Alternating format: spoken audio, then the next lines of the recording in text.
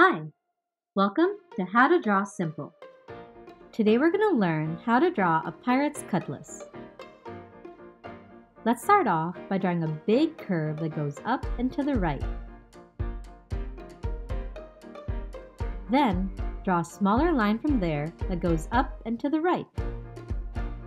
From there, curve back down, add a V-shaped notch in the sword, and continue the curve all the way back down here to finish off the blade. For the hilt, draw a line that curves across the bottom of the sword and comes all the way around. Then, draw a similar line that curves across here, leaves a wider part here, and ends at the bottom like so.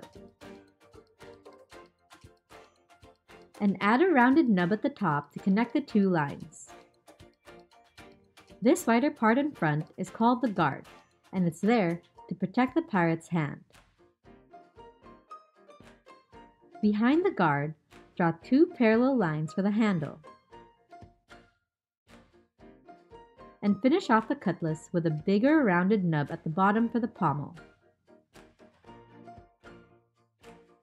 To add some more detail, draw some thin diagonal lines across the handle,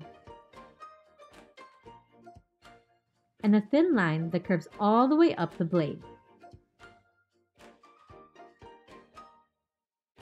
Lastly, two small ovals on the guard to show that it's shiny.